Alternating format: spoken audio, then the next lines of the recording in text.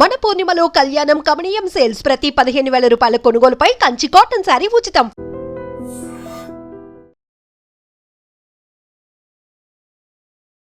Sir ఇప్పుడు BRS బీజేపీకి B team కాదా?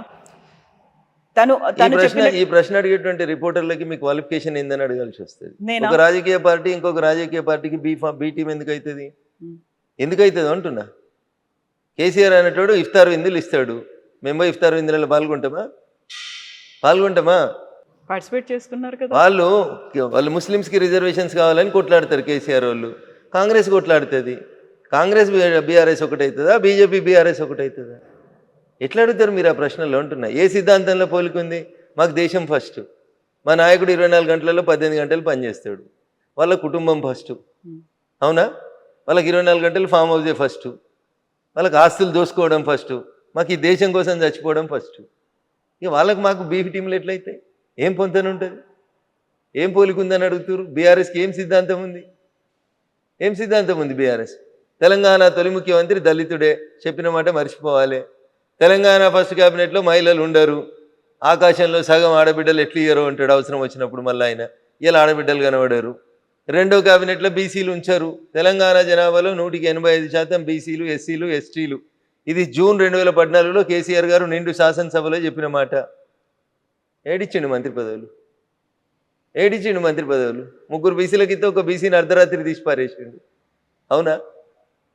ఏమున్నది మరి వాళ్ళకి సామాజిక న్యాయం అంటే? ఏమేదో చెప్తుంది సామాజిక న్యాయం అని మా చెల్లె కవిత. పూలే బొమ్మ పెట్టాలి అసెంబ్లీలో. అరే మీ నాయన ముఖ్యమంత్రి ఉన్న 10 ఏళ్ళు ఏడున్నావు నువ్వు? అంటున్నా. అప్పుడు ఎందుకు పెట్టలే పూలే విగ్రహం? అప్పుడు ఎంపీ నువ్వు, ఎమ్మెల్సీ ఎందుకు పెట్టలే? నాయన నేను పూలే విగ్రహం పెడతాను ఎందుకు పోయి పెట్టలే అసెంబ్లీలో? ఇలా దానికి సంతకాల సేకరణ అని ఓ రోజు కోదండరామ్ గారింటికి, ఓ రోజు లేని గద్దర్ గారింటికి, ఓ రోజు ఇంకోళ్ళింటికో ఏదో సంతకాలు చేస్తుంది. ఈ మీద ఉద్ధరిస్తున్న సమాజాన్ని అని తిరుగుతుంది. ఏం ఉద్ధరిస్తుంది?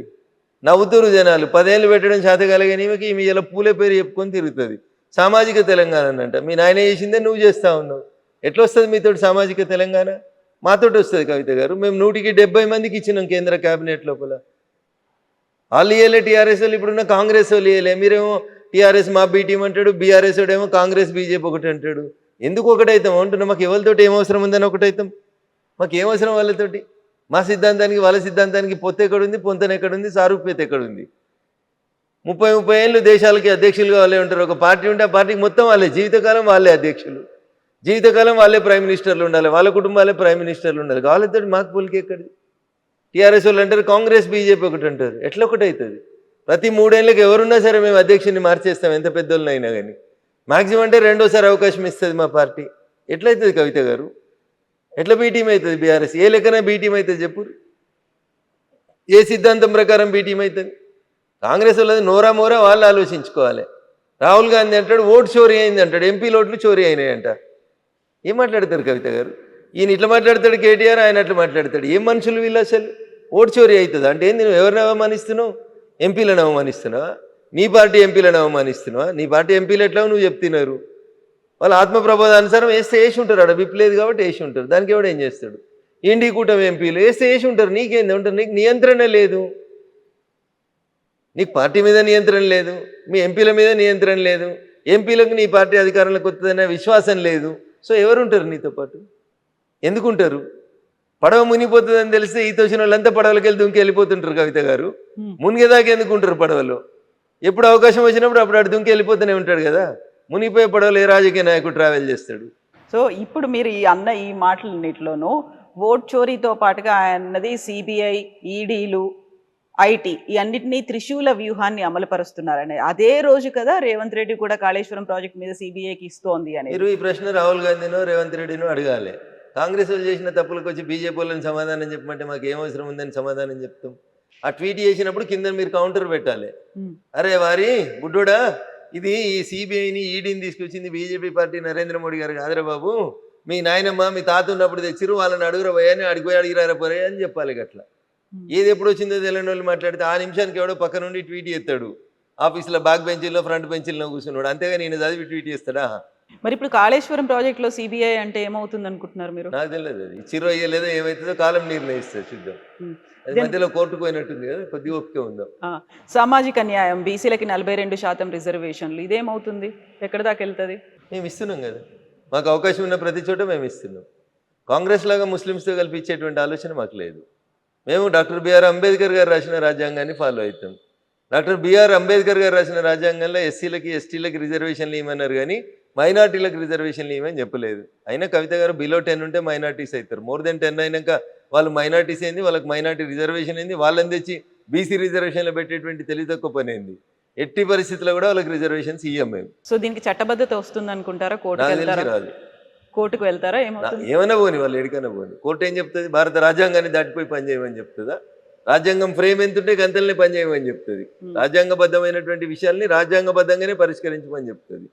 రాజ్యాంగం లిమిట్ని దాటి పనిచేయమని ఎవరెట్లా చెప్తారు కవిత గారు? ఇప్పుడు 42% రిజర్వేషన్ ఇయ్యనంత వరకు స్థానిక సంస్థల ఎన్నికలు రావు. వాళ్ళకి ఎన్నికలు పెట్టే ధైర్యం లేక వాళ్ళ మాట మాట్లాడితే నేనేం చేస్తాను? గెలిచి నీకు ఇలా 18 నెలలు 20 నెలలు అవుతుంది, ఇవాళ దాకా ఎలక్షన్స్ పెడతలేరు మీరు.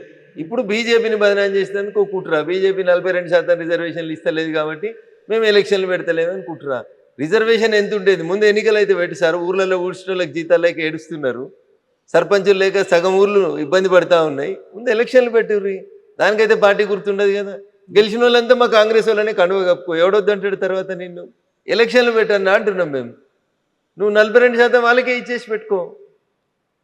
42%లో 10% ముస్లింలకు ఇవ్వడం వల్ల హైదరాబాద్ లాంటి సిటీ లోపల మీరు 150 కార్పొరేటర్లు ఉంటే దాంట్లో వాళ్ళు 10-15 మంది వాళ్ళే వచ్చేస్తున్నారు. ముస్లిం మైనార్టీలు బీసీ కోటా కింద వస్తూ ఉన్నారు. దీన్ని మేము వ్యతిరేకిస్తూ ఉన్నాం.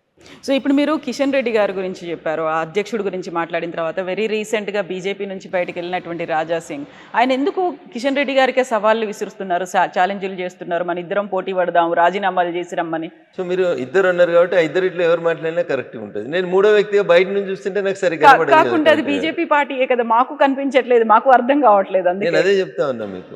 కిషన్ రెడ్డి గారు మాట్లాడినా బాగుంటుంది, లేదా ఆ ప్రశ్నకు సమాధానం రాజా సింగ్ గారు చెప్పినా బాగుంటుంది. మధ్యలో నేను థర్డ్ పర్సన్ అయితే కదా కవిత గారు, నేను మాట్లాడడం బాగుంది. సరే, మీరు ఇప్పుడు పొంతన పోలిక సిద్ధాంతాలు ఎక్కడున్నాయి అనుకుంటే, బయట నుంచి వచ్చినటువంటి వాళ్ళందరికీ కూడా డిఫరెంట్ ఐడియాలజీలు సిద్ధాంతాలు ఉన్నాయి. వాళ్ళందరూ బీజేపీలోకి వచ్చిన తర్వాత మొత్తం బీజేపీ ఐడియాలజీనే పుచ్చుకున్నారా?